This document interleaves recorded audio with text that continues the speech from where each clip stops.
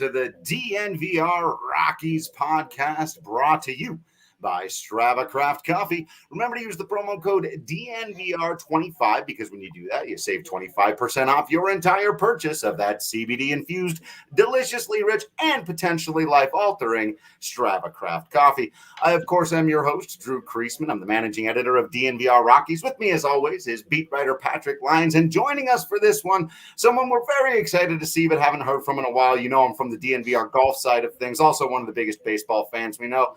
It's Big Drive Spence. That's his full name. It says that on your birth certificate. What's up, Spence? How you doing? What's up, gentlemen? How are you both? Doing well, man. Doing well. You know, we're experiencing Rockies sweep. Apparently, they sweep bad teams at home. They can't buy a win out on the road, but they sure can now for the second time this season sweep a bad baseball team at Coors Field. Winners now of 4 in a row. Got good pitching today, had a huge breakout from the offense. So how you feeling, Spence? I mean, we haven't caught up with you. Makayla's been playing the role of letting us know, obviously, kind of that sense of just living and dying and how weird it's been this year just to follow the Rockies as a fan, how terrible they've been on the road. But when they put up these nice stretches at home, do you enjoy it, or does it ring a little hollow just because of how bad they've been on the road?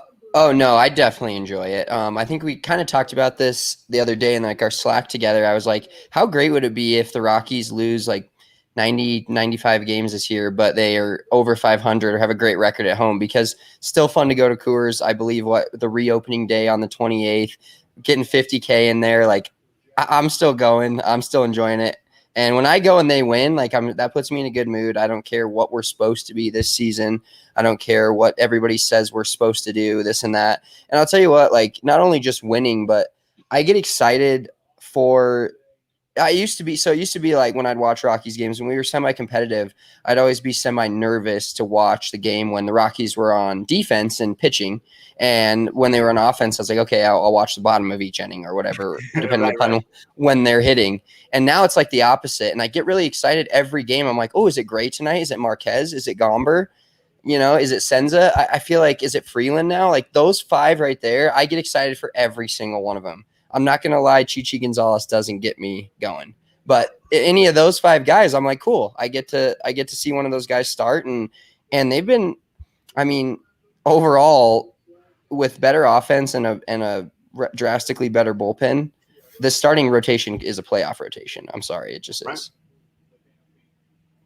It's a solid staff, and even with all the struggles that they've had in the past week plus, again, I mean, right now they got a 4-game win streak, so you know struggles can be relative. But when they're out on the road, they've been getting really great starting pitching. Like that's been consistent. That's been the one thing that we discussed the other day, that you know, as bad as they've looked at times out on the road, and as much as the offense has struggled from time to time, they're not projected to be a 100-loss team because of the run differential. Because even the games that it seems like they've got no chance on winning, it's still 2-0 or 3-1, whatever it is. It's a close ball game, and if you're really that bad, it's going to be hard to lose that many games. So the starting pitching has definitely kept them in this, and even today's game, starting pitching got it done because once the bullpen came in, got shakier again there, didn't it? Got interesting. You guys know this Beatles song from our guy Wild the Innocent? I'll do it the best justice that I can.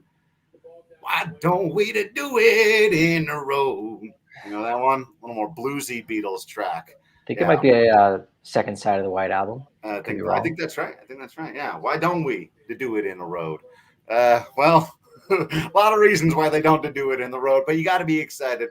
They're doing it at home. And like you said, I actually think some of the best ways to talk about the performances over this 3-game set is to get right into our 20th and Blaze. So, because I was going to start talking about one of the players who pitched really well today, and I was like, you know what? He's right there in our 5th spot. So I think it allows us to go immediately into the 5 guys most responsible for the Rockies' quality play recently. And today, Austin Gomber out there, 6 innings of shutout baseball, really hitting his spots, mixing and matching on a day game. You know, Patrick and I talked about it in the series preview. Day game.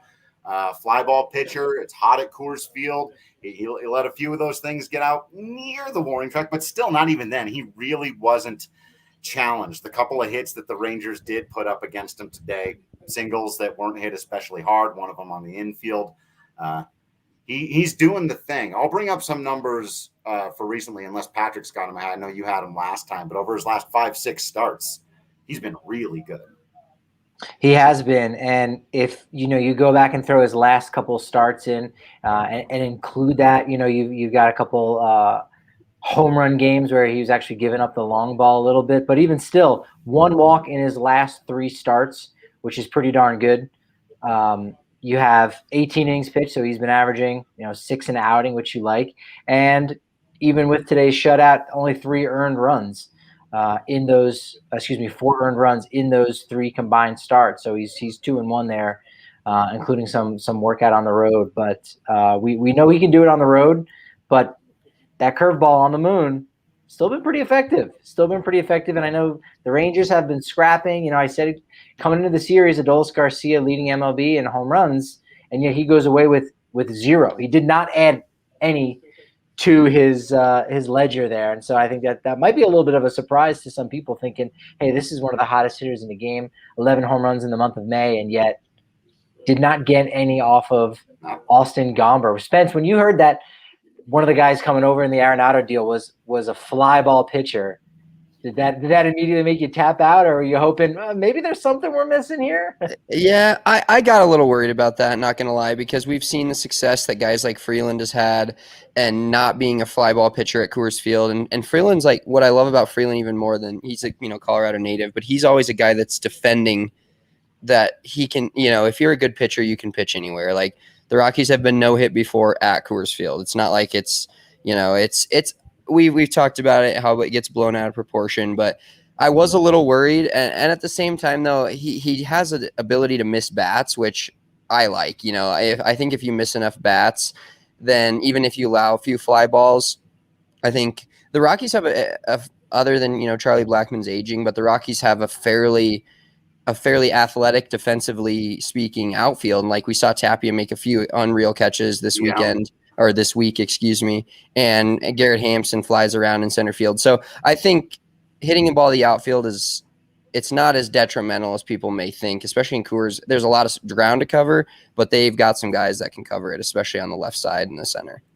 And he's allowing the hitters to beat him. He's not allowing himself to get beat. Yeah, the no walks, man, is huge. 1 walk in his last 18 innings, 19 strikeouts, 19 to 1 strikeout to walk ratio. That's and you can go back and look through the entire month of May. I was going to say, I've got it for May since you brought it up. 37 strikeouts to 4 walks coming into today. So absolutely incredible. Yeah, I that is my biggest pet peeve. There's a lot of pet peeves you can have in baseball: not scoring a run from third base with less than 2 outs, etc.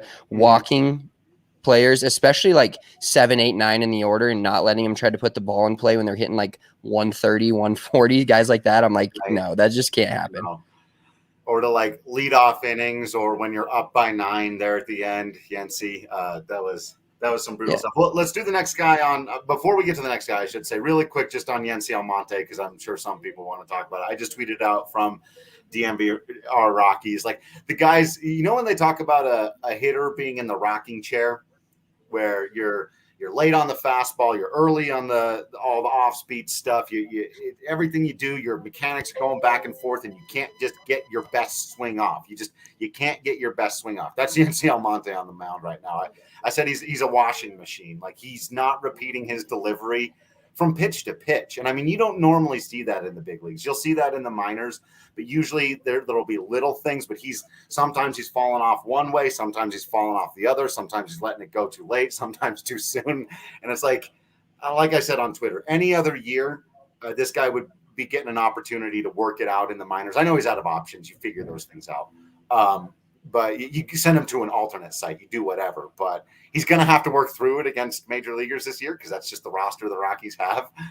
So it's going to be a rough year for him. I've talked to Adam Ottavino about his nightmare of a season, if you'll recall, in 2017, about it feeling that way. And you don't have opportunities to get yourself right because you can't go out and throw a real strong bullpen session because you might have to pitch the next day or the next day or the next day. So when your mechanics are off as bad as they are for Almonte right now, it's going to be a long season for him. But I think we all hope he gets it back because he's a great guy and he's shown ability at times. And I do think, and that's why I see it could be there, but I don't know that it's going to be this season. It's, we'll see what happens with him. It's rough right now. He's kind of flipped roles in a sense with Jordan Sheffield, where Almonte is almost going to, need to be protected in a sense, or have a lot more of those low leverage situations. And Sheffield's going to, maybe not necessarily take his spot and certainly not take the spot I think we were all thinking Almonte would be as possibly the seventh inning guy once Oberg went down. And maybe it's Almonte in the seventh, Estevez in the eighth, Bart in the ninth. He's not going to get a lot of high leverage innings. And depending on what happens at the trade deadline, maybe he is able to kind of work he might not be effective, but he may be able to work his way back to, a more critical spot like the seventh inning, depending on if Bard or Estevez or Givens or anyone else, gets, or all of them gets offloaded. You're going to say, Almonte maybe is our next best option, but still that's like 3 months down the line anyway. Yeah. And so anything can happen in a half a season in that capacity. Brutal, rough to see it, but glad you were saying this, Patrick, right before we came on. Glad he got that final out. Top 100% agree.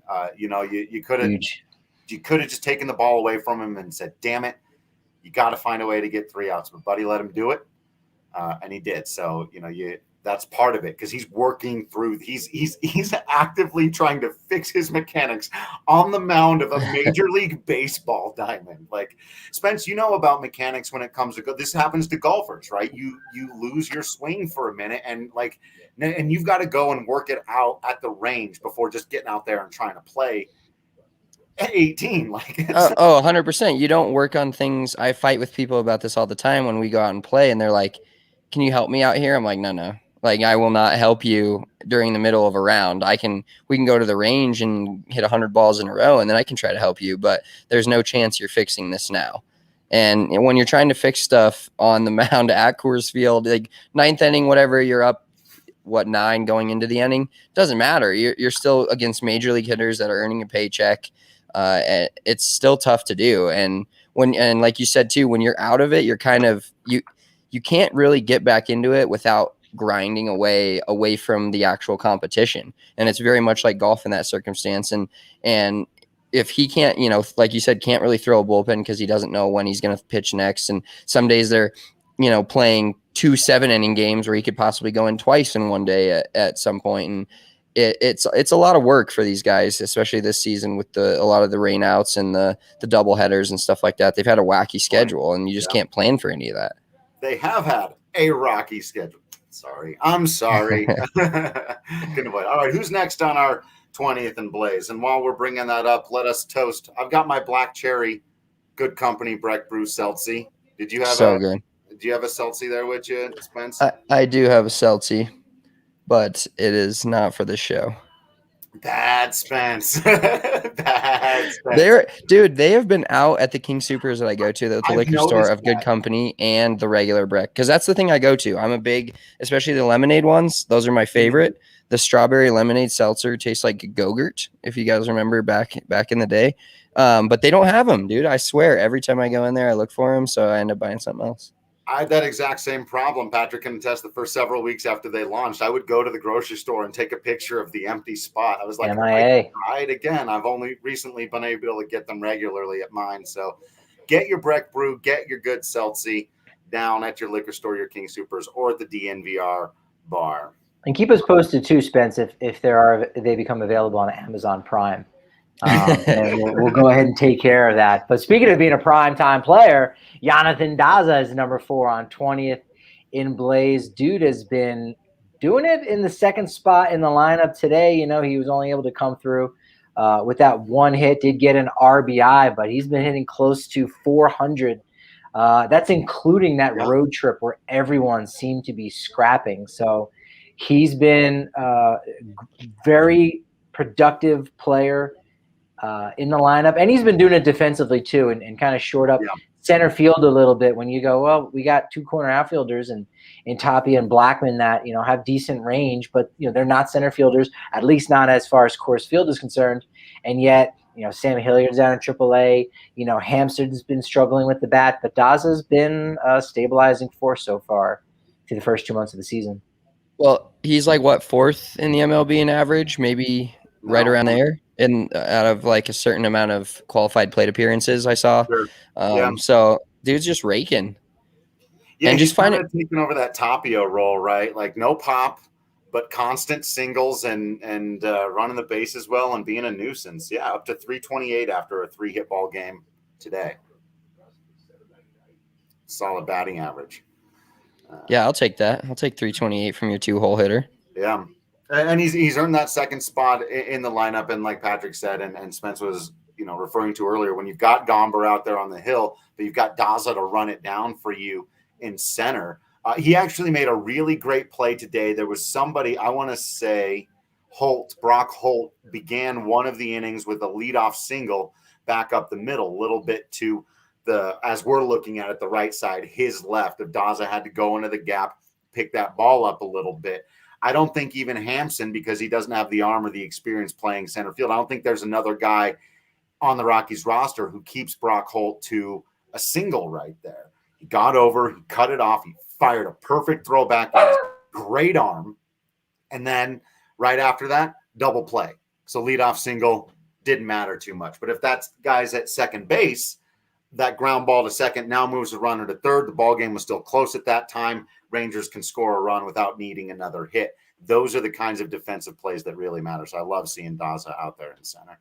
Yeah, Daza would be would be fifth in MLB with his 328 batting average. If he qualified with enough at bats, he still has. He's still behind the curve a little ways to go, but as long as he continues to get starts and at bats, he'll eventually start qualifying. And if anyone recalls, I don't know the year. I want to say it might have been like 19. No, actually, it was more recently. It was like 95. I don't remember. But Tony Gwynn was hurt, and what they ended up doing was they said, well, he didn't qualify. So what they did was they added the amount of at-bats that he would have needed to qualify and said, okay, well, you didn't get a hit in those at-bats, and now let's figure out what your average would be. Oh, yes, he's still the best. And he still won. Yeah, I think I'm conflating two different years together into one, but I should know that. So we'll see. Maybe that'll be the case for Daza, but if he continues to start in center field, he will qualify maybe even by the end of this month. That's incredible. I have a quick question for you guys when it kind of relates to Jonathan Daza and just the Rockies in general this year. So do you think it's obviously a harder job for Buddy Black, right? Because you don't have these guys, especially now with Story out of the lineup, other than maybe Tapia and McMahon, who is apparently battling a little bit of a groin strain today.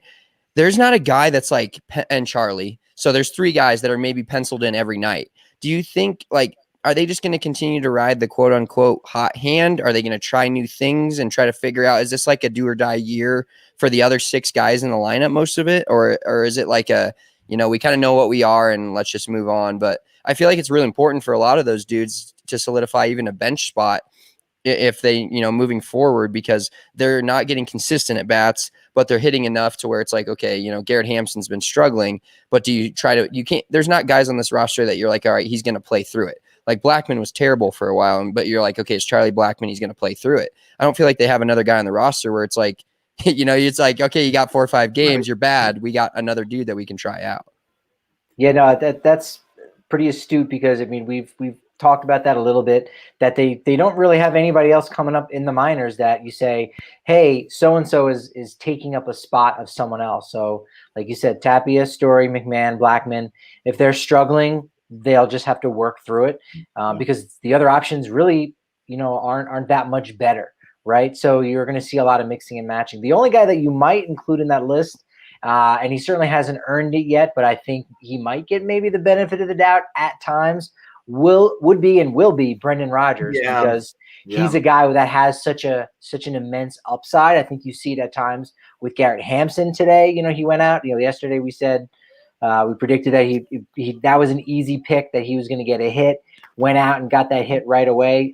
Today he had 4 hits. He was 4 for 5, scored 2 runs. So he looked fantastic. And even him, you like his upside, but you know what? If he's not playing well, let's give Daza a shot. And Daza has been getting that shot out in center field. So it really is a lot about, riding that hot hand until at some point someone has a firm hand and a firm hold on a starting spot. And they're not really in that position just yet, which I think is a good thing. Because, if they had less starting spots or less openings in their lineup on the lineup card, then you would potentially come up to a point in which you say, shoot, we may have to cut this guy loose, or we may need to designate him for assignment to create spot for another reliever or something like that, and you lose a guy. In fact, you go and look right now at look at who was in the organization back in 2018, even in 2019. There's a slew of guys all around MLB right now that are carved out a nice little career for themselves in the short term. Look at what Mike Tauchman's been able to do. Kind of a roster crunch, so they traded him to get something for him. Look at Tom Murphy there, what he's been able to do with his crazy eyes out there in Seattle. Sam Howard, who we saw over the weekend in Pittsburgh, who's carving out a nice career for himself as a lefty reliever. So that's what can happen when you have a really talented club, is you can't hold on to those guys.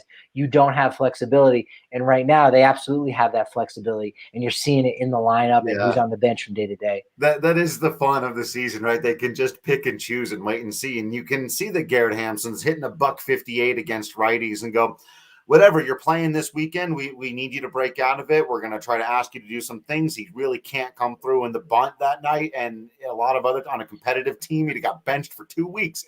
But on this team, he's back in there the next day. He executes the bunt perfectly, throws out a couple of doubles, gets to work through it and try to prove, okay, I learned from that. So, that's the fascinating thing for the rest of the season, excuse me. And I think you're right, Patrick, that Rogers is going to work into there again, regardless of how he's performing, because if it's not going to show through, you want to know, and you need 400 at bats for a guy before you really know anything about him. So, I see the people, I see him all the time going, with Rogers, really, you still think we're barely at anything with him? Yeah, we need to see a lot more.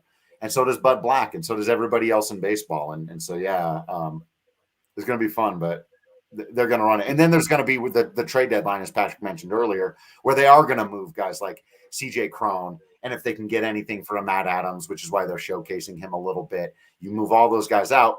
And then you add even more of your dude, Connor Joe, back into the mix and all that kind of stuff. So that's what it's going to be.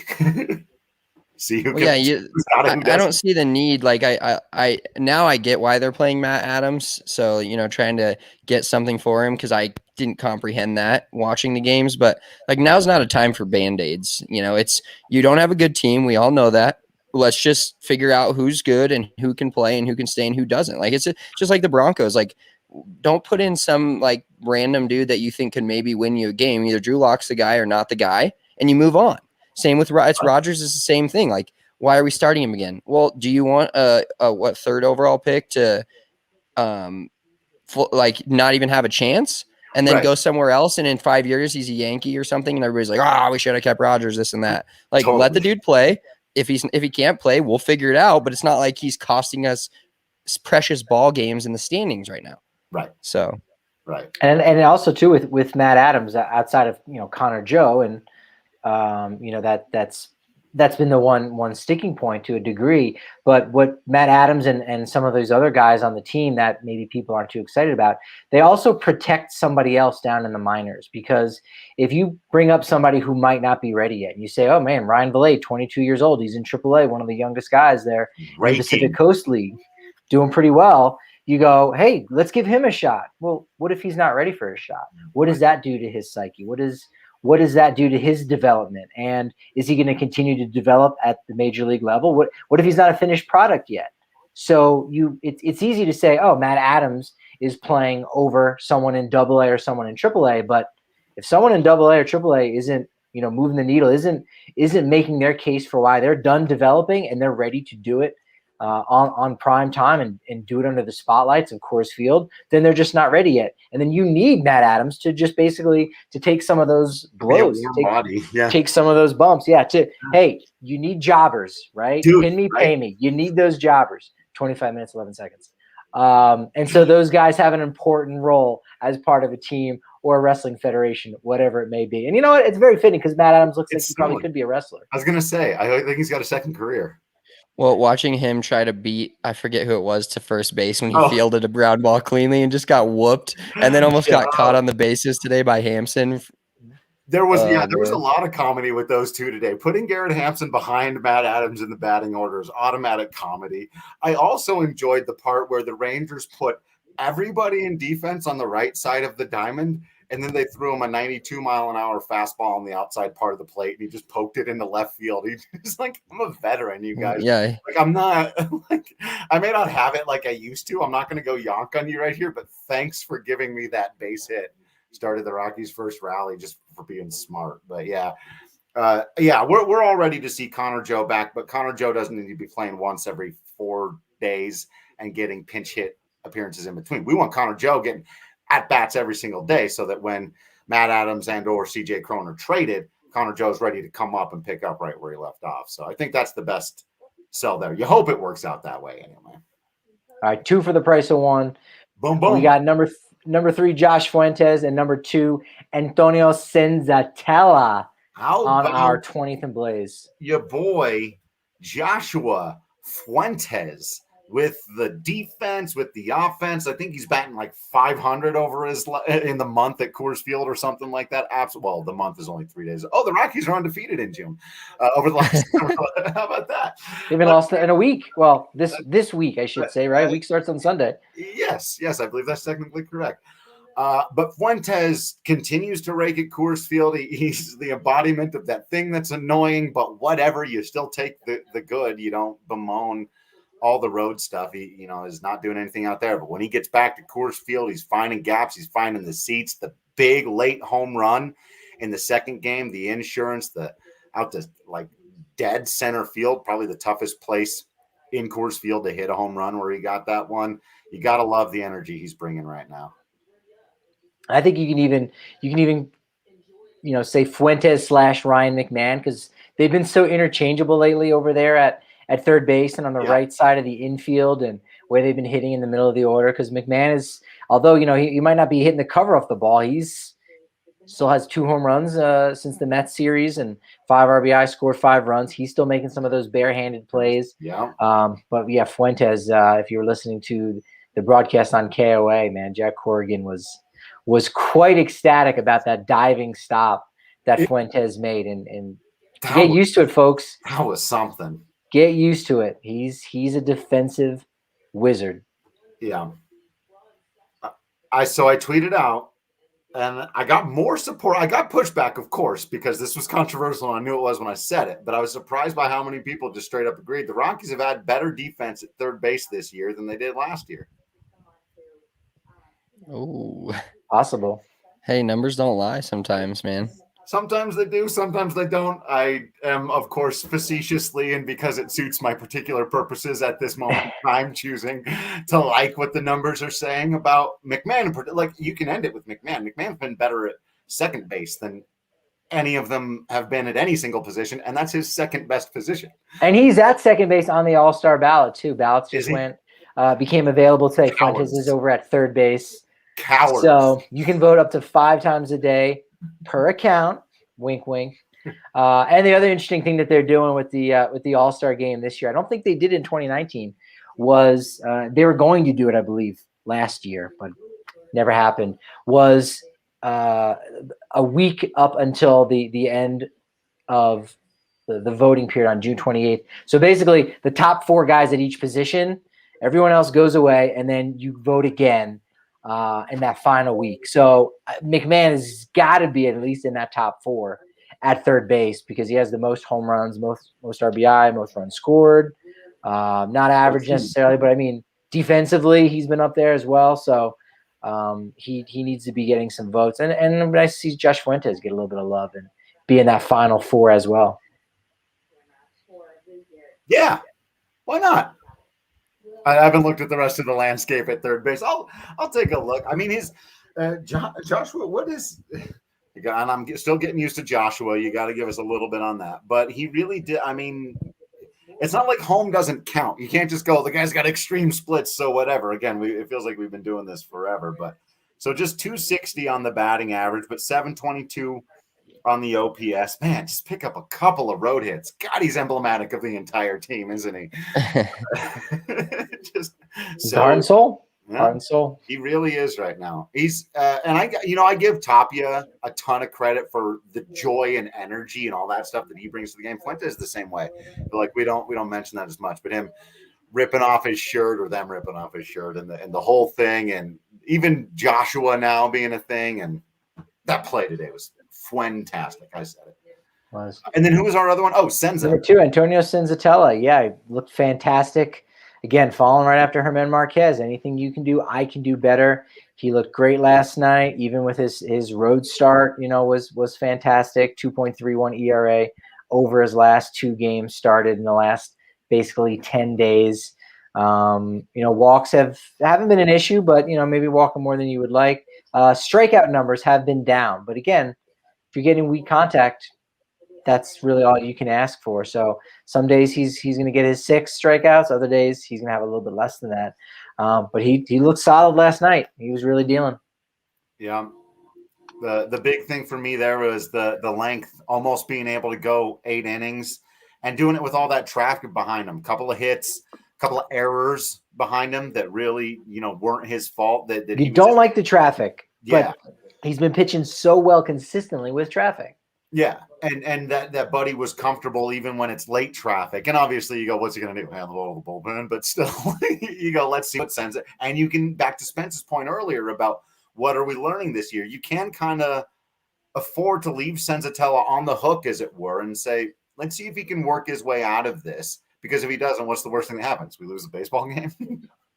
Yeah. Well, I think the thing you spoke to with Senza and the length is it's great to have a pitcher that misses bats, but that means more pitches. And I want to say he had a couple innings where it's like 6-7 pitches his last start. Yeah. That you don't have that when you're a strikeout pitcher, because you're going 0-2, you're picking corners, and if guys aren't swinging, you're throwing a lot of extra pitches that you don't need to be. Well, if you bust somebody in on the hands and they ground out the second pitch of the at bat, that's an out, just like a strikeout is. So I think Senz has always been one of those guys that I'm not like, okay, go get a strikeout here. I'm like, all right, go get a double play here, or, get an easy ground ball out. And he does. I mean, he's shown us that he can go 8-9 innings in his career and just be, he's not going to be, you're not going to watch the start and be like, wow, he's dominating this team. But you're like, oh, he's only allowed 1 run in 7 innings. Yeah. Yeah. Again, he's one of those guys that, we're learning a lot. We're just learning more and more, and every time he goes out there, and that was a good one. That bodes well for him and his future for the Rockies. It does, and that leaves number 1 this week for Germán Marquez, He's Kaiser, the King. Talked about it on Wednesday's podcast, and he was electric on Tuesday night. Looked great, 88 pitches. Probably could have kept going a little bit more. It's a long season, you understand it. But, I mean, the fact that he can pitch as well as he does at Coors Field and has kind of put past that start against San Francisco where you couldn't get out of the first inning, he's really kind of put that in the rearview mirror, and you'd love to see him continue to do it. And if he continues to throw 6 or more innings and strike out 6 or more in each start and give up 1 earned run or less like he's been doing over the last month, he might have enough to maybe sneak his way on to the all-star team, given a couple of injuries, but he's got a long way to go until that possibly happens. But we know we've seen it this last offseason and even last year that the national media is starting to recognize that Germán Marquez is one of the better young pitchers that are out there, and the fact that he's been able to do it at Coors Field along with John Gray, I think elevates his profile a little bit. So you hope he can continue to finish first on 20th and Blaze each and every week. Yeah. Well, you guys know the stats and like the ability to see stats a lot better than I do, especially with MLB, because you guys are the experts. But I would be interested to see. So I'm looking at his numbers this year: 65 innings pitched, and he's got a 4.13 ERA. He's got 30 earned runs, but I believe the one start, I was at the game. Well, I missed the first inning, but that's what 10 earned runs in one inning. Right. And And it so wasn't even in one inning. It was After you showed up, he didn't give up any more runs in that game. no, he didn't. Exactly. And so you're looking at maybe 64 innings pitched and 20 earned runs. That's a wildly different season, and that was one game. Interesting point. And I actually, you just gave me like a flashback to a heated argument I got in college with a roommate of mine when Ubaldo Jimenez had done something similar. He was having that. It might have been in 2010. It might have been another time. But he was having a great season, and I had remembered that there was one inning where he gave up like 4 runs. Not quite this extreme, but compared to what he was doing the rest of the time, I was like, man, you take out that one inning, and the guy's got like a 0.40 ERA on the season. And I remember going, you can't do that. You can't just take out. So there's like a whole philosophical debate here, right? About he did give up all of those earned runs, right? Yes. Your point is well taken. That was you can almost write that off as a terrible day at the office. And I'm actually a big fan of doing this. It's like they do in the Olympics. Like, we should look at the end of a season, take the guy's best start, take the guy's worst start, lop them off. You can maybe even do that, and then take a look at you really were these things, right? Like you lop off the top score and the bottom score. It's a way to look at it, but yeah, you're right. If you were just to remove that one start, then his ERA is in the 3s. He's looking like he's having one of the better seasons of his career. And it's not even a whole start, like you said, like a game where he went 6 or 7 innings and was getting beat up the whole time. It was just, couldn't get out of the first, hit the showers before his team even hit the bat rack. Right. If my math is correct, if you remove that May 4th start against the Giants at home where he pitched 2/3 of an inning, gave up 8 earned runs, his ERA for the season would be 3.06. Whoa. 3.06. For the month of May, for the month of April, the first month of the season, it was a 4.13 ERA, which okay, that's good. But again, what he's done since that start in San Francisco. Yeah. 6 innings pitched, 1 earned run. 6 innings pitched, 4 earned runs. 7 innings pitched, nothing. 6 innings pitched, 1 earned run. And then Tuesday night against Texas, 7 innings pitched, 1 earned run. So that's gonna bring your ERA down rather mightily. So a lot of quality starts thrown in there. And even his previous start against San Francisco too, in San Francisco to end May, 4 innings pitched, 4 earned runs isn't atrocious, but that, less than an inning, 8 earned runs. Spence, you got to get to the games at the first pitch.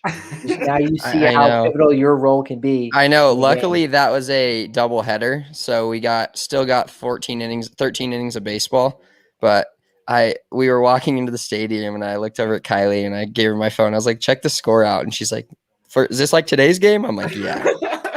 She's like, "We're not even that late." I'm like, "Yeah, that's what's going down." You need to be on call for the next couple weeks in the playoffs with Nuggets and Avalanche, where the game goes in overtime. You got to take off, find a side door that somebody snuck out to smoke a cigarette. You sneak in. Right. They're winning in OT. Done. I love that. Now that right there is fantastic stuff. All of it putting a big, huge smile on my face. Of course, my smile brought to you by our friends over at Green Mountain Dental. You got to check them out. They're located just 15 minutes outside of downtown Denver, over there in Lakewood. They'll hook you up with a free Sonicare toothbrush when you schedule your cleaning, x-ray, and exam today.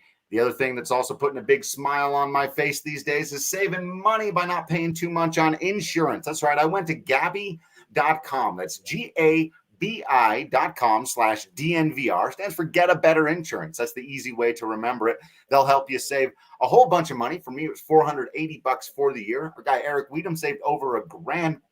You can save, on average, customers save $961 a year on home and car insurance. If you're like Eric, scooter insurance, whatever you're insuring, they can help you out just by doing exactly what the name says. Help you get a better insurance. So go to GABI.com/DNVR. It'll take you less than 10 minutes.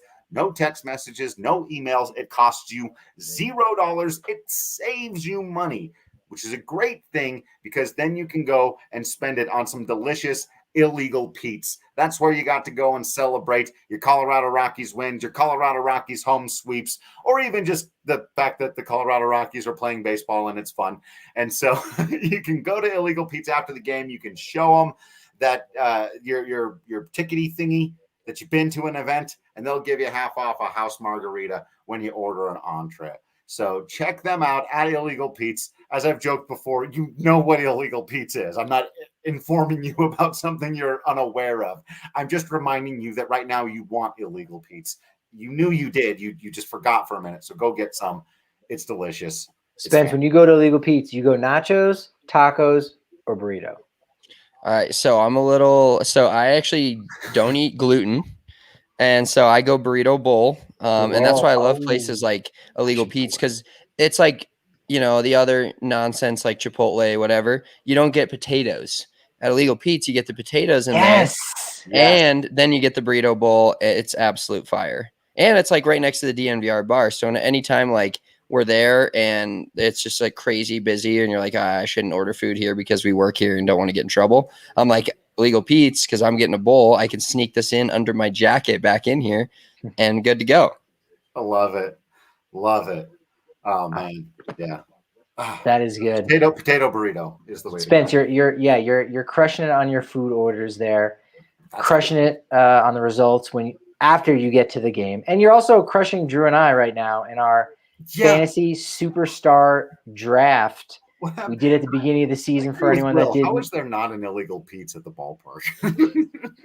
It should be. Got to get a Colorado company in there for sure. Terrible. We'll yeah. We had a superstar draft, and for anyone that didn't see that, go check that out. We did that back in late March, where it's basically, hey, you got to pick 2 pitchers, at least 2 hitters, and then you can go wild card on your third option.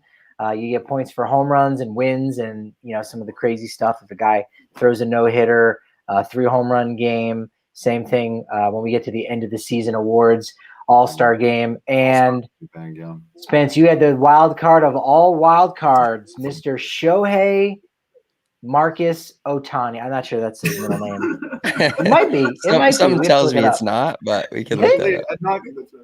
Shohei James Ohtani. We'll figure it out. But regardless, you went with him, and man, he's been clutch. 16 home runs so far going into today. Only 1 win, but he's going to be factoring on more of those bad boys. You had him. You had Ronald Acuna as well, who's 17 home runs, crushing it. Yeah, I feel pretty good about that draft. I dropped that bomb of Shohei Ohtani just because I wanted, sometimes when you say things that you're like, I don't really believe in that, but I want to be different. And then it ends up working out. That was to a T what happened for me there. And if he was on a better team, he may have like 7 wins as a pitcher. He absolutely would.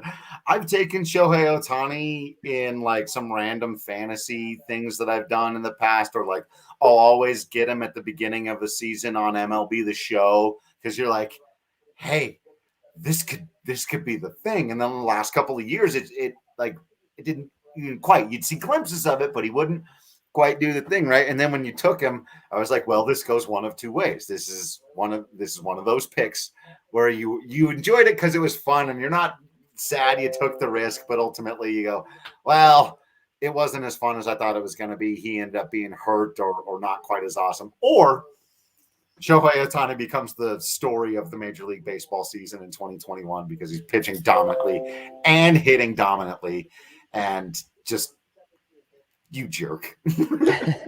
You're not too far behind him, Drew. We both thought that Spencer's blowing our doors off. But as it turns out, you're not doing so bad. DeGrom has actually gotten a handful of wins there for you. Arenado's been clutch. Stanton has stayed healthy. Yeah. Bichette is still doing the thing. I mean, maybe could have gone Vladimir Guerrero Jr., but regardless, you got it. It's Flaherty. Jack Flaherty's doing the lifting for you with his 8 victories. Flaherty's been fantastic. DeGrom and Arenado are holding up their end of the bargain. What's really funny about my team is that the 2 players where I basically flipped a coin about 2 guys on the same team, it was either Stanton or Judge, and then Bichette or Vlad Guerrero Jr.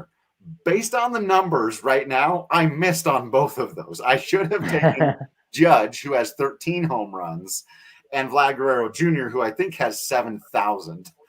home runs at this point in the career. In the Roughly. season. But Roughly. but still, Stanton and Bichette are doing fine. No, I'm perfectly happy with both of those picks. I was taking Stanton, figuring a floor of home runs. I'm happy where he's at with 9, and like you said, him staying healthy, even if Judge is out in front. We'll see where that ends up. I still think I'm going to get my 35 home runs at least out of Stanton. I am feeling a little silly about having not grabbed Vlad Guerrero Jr. though with that Bichette pick, as well as Bichette's right there with 11. He's having a great season. I can't get down on the guy, but it was right there for me. So we'll see how that plays out. But still. And for anyone watching on YouTube, the point system works. You get 1 point for a home run, 3 points for a win, because they are a lot more rare these days. And yeah, so you got Makayla there in third place. Mookie Betts not doing what Mookie needs to be doing. Only 5 home runs so far. Same for Juan Soto, only 6. I know he was banged up for a little bit, but her starting pitchers have come through for her. Shane Bieber, and then Tyler Glasnow. In that last round, she was dead on the money for that one. I feel pretty good. I did have Trevor Bauer with my last pick. He's got 6 wins so far. Scherzer is going to be a trade candidate. If he does go to a different club with a slightly better winning record, that's going to increase my odds of getting some more wins there for Scherzer. But Yelich and Trout have been on the shelf and have not. Christian Yelich has been my biggest disappointment. It almost looks like his score is -1. It's just 1. He has not bounced back the way I had hoped for. And for that reason, I am in dead last. Yelich was the one guy that I was. So I'm feeling good about that one so far, because he was the one guy I was saying I was out on. But I'm not sleeping on your team, though. This is a. Oh, I'm not. I'm not upset yet. Machado, Scherzer, like you said, that's entirely on the team, and the famous Manny Randhawa kill the win problem right there. He's pitched fine for you. He's just not getting W's. And Mike Trout will get healthy and hit 25 home runs in a month, and so I'm not worried about, or I am worried, I guess, about that. Waiting in the lurch, and then Trevor Story. Wait till Trevor Story turns it on. Yeah, he's coming. Yeah. He gets back, gets healthy. Whether or not it's in the purple pinstripes or not, we will not know. But I know he's getting hot. You can't hold a guy like that down for a whole season. Yeah. And what could really, sway things here in the final standings is the MVP voting, because that's where I have to go back to check out how many points that is worth. But that's a big whammy, and that was really how I did a lot of my voting, because, as you said, Spence, if Story gets traded to the American League, that's going to wipe away his odds at becoming the MVP in the AL. And obviously, naturally, the NL, as guys don't get traded midseason and then go on to win that award, because it is a full season award. But everyone else is pretty much in play. I don't see too many other trade candidates on there. Yeah, if we did this right now, and obviously we know this is, if the season ended today, a lot of people would be very surprised. Yes, haha. But so I think Spence has the National League MVP as of this moment in time in Acuna, right? You could say he's one of them. I would think he'd be the favorite, I guess. Like you said, you never know how the voting is going to go, and there's always arguments. It always tickles me when somebody says, this guy's the MVP, and that's a fact. Like, no, that is your opinion, and it's backed up by facts. This is how the world works. But exactly, like everybody in the only other one that I'd say who I'd throw in the mix, Tatis Jr. Tatis, but other than that, they got to be 1 and 2 for right now. I think that's right. What are you going to say, Spence? I was just saying, everybody that doesn't think Nikola Jokic is the MVP and tries to argue for Joel Embiid or Steph Curry or whoever else. Like, look, fella. look, I got a story to tell you. Yeah. So then National League Cy Young so far, I think that's still pretty much up in the air, though. Jacob deGrom, again, I feel very good about what he's doing. So I'd say so. First overall pick, yeah. Those things can change, but I feel solid there. American League, so far, Cy Young might be Garrett Cole. So damn you, Spence. Yeah, well, I believe his first start of the season, and I was real pumped about this, and this was still real fresh in my mind, our superstar draft. I think he got waxed, I'm pretty sure, his first start of the season. And I was like, oh, cool. This is a great pick, dude. Awesome. Awesome pick. You picked the guy that you was like the highest paid best pitcher in the league and pitches for the Yankees, and then you're going to get – well, that was when the Yankees were real bad too, and they were like, something wrong with Garrett Cole and this and that. I was like, oh, okay, cool. But he's bounced back. He's bounced back. It's been good. Bieber's in the lurch there. He's waiting in the wings as a potential candidate, but we did our homework. We did well here. I was going to say so far all the people, and then who would be AL MVP? Is there a runaway candidate so far? I'm not sure there is. I obviously pay much closer attention to the National League, but I mean, the guy has injected himself in the conversation a little bit. Toronto is 4 games over 500, but that's only good for fourth place at least. If that pick on Bo, I'm gonna laugh at myself. You should all laugh at me forever. Yeah, I mean, I'm being a homer here. Well, a kind of homer because of my team, but I mean, I feel like Shohei Ohtani's got the most buzz, which sometimes that's just what wins you MVP because it's all vote. Like they see him doing certain things, like he's all over Twitter, he's all over MLB. Every time he hits a home run, it's like the first thing on SportsCenter. So, right. But it's very early. Not a runaway winner in any other thing, right? Going to a guy and making look, but he's awesome on the mound and in the field. That's a great. Actually, that's pretty special. Yeah, I think it's the same thing with DeGrom. That's one of the reasons why I wouldn't have made him my first pick if he was still available, because I was just so worried about him getting wins. But you get to the end of the season, you are gonna get that major bonus, and I think Ohtani could be in the same boat. He happens to be producing, hitting those home runs, but it could be still enough just because he's doing things that we've never really thought could be imaginable. For anyone, it's amazing. I love it, man. I love it. All right, coming for you, Spence. I thought I was further behind. I mean, we knew you were in first, though, so that's a hell of a draft, man. You could potentially walk away with the American League Cy Young and Garrett Cole, the National League MVP and Ronald Acuna Jr., the American League MVP and Shohei Ohtani. You don't have who's your NL pitcher? It's Walker Buehler. I mean, it's not without so far. The Dodgers going to win a lot of games, and if he gets hot at the end of the season. Look, we're about a third of the way through the season, right? And so if this is a par 3, they don't call him Big Drive Spence for nothing. But you know what? My iron game is strong. I think I'm going to do well. Again, with the end of the season awards, we'll see how well I putt. That's probably a good transition for you to talk a little bit about the DNVR Golf League, man. That's been heating up. We're about to get started, aren't we?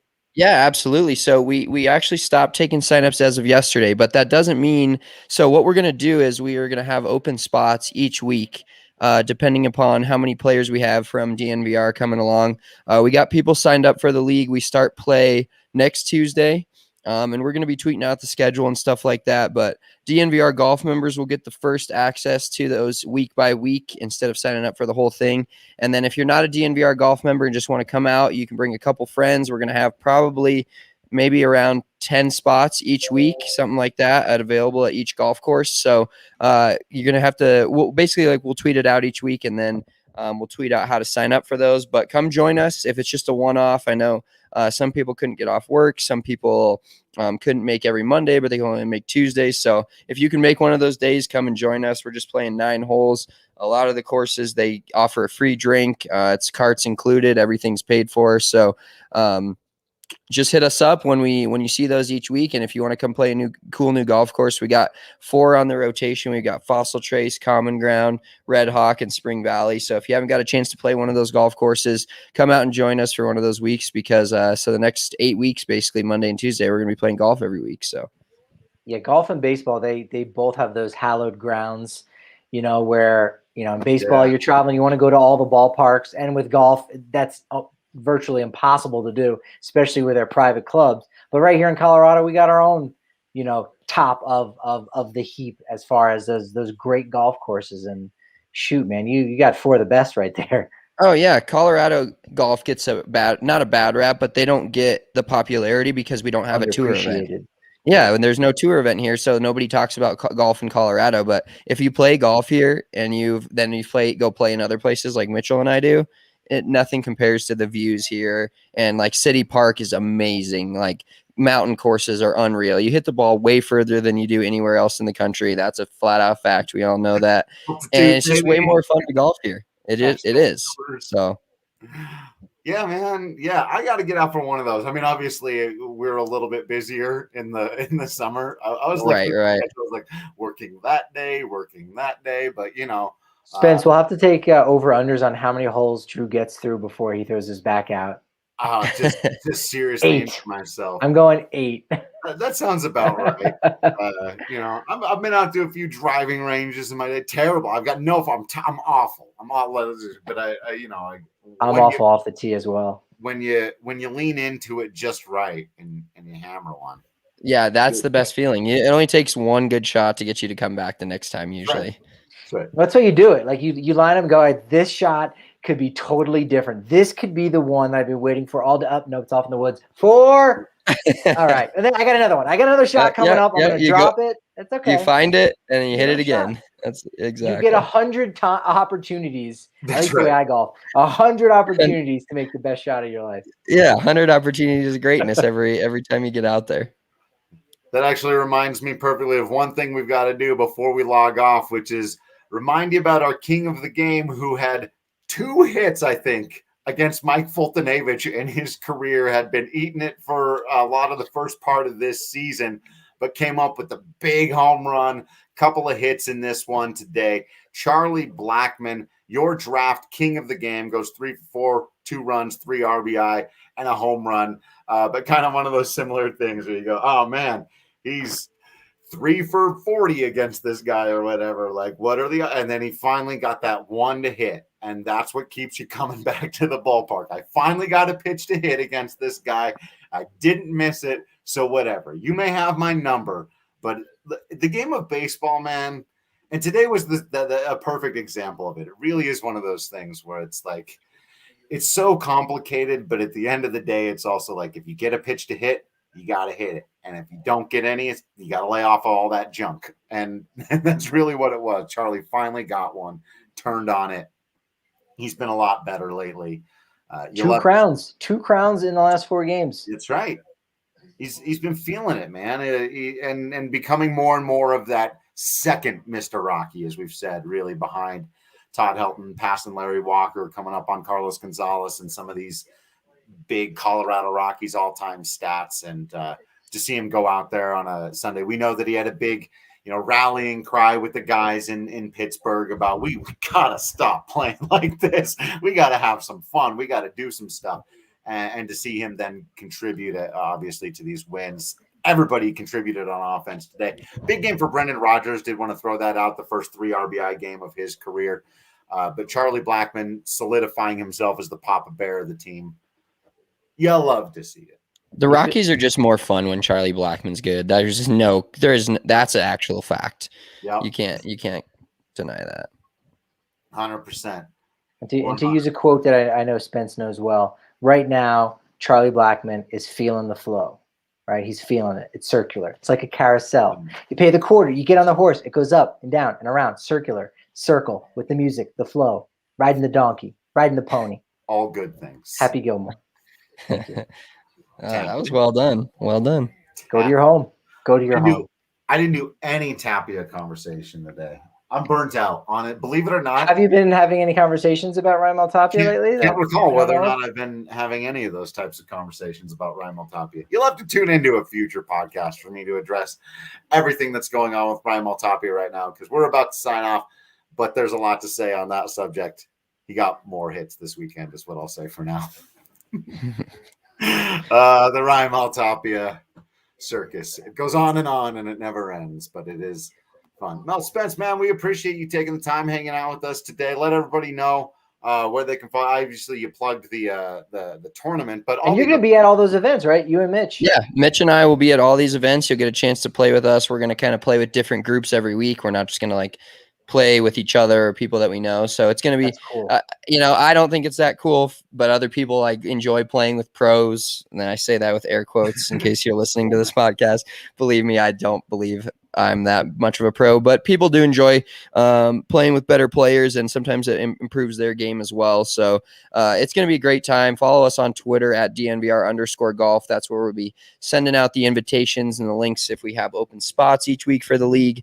And it's going to be a blast. You can follow me on Twitter at Big Drive Spence and Mitchell at Big Drive Mitch. So Awesome. Follow the rest of us. I'm at Drew Creasman. He's at Patrick D. Lyons. Of course, you've got at Makayla E. Perkins still doing all kinds of fantastic work, and she'll be back around the baseball conversation before you know it. And, of course, at DNVR Rockies. Also, check out our TikTok account. It's fun. I'm learning about things that are fun and youthful and energetic. The TikTok account is actually a total blast. It's really hilarious. It's a blast. DNVR Golf has a TikTok too, DNVR_golf. We've actually had a few go pretty viral, so we're growing in the TikTok game.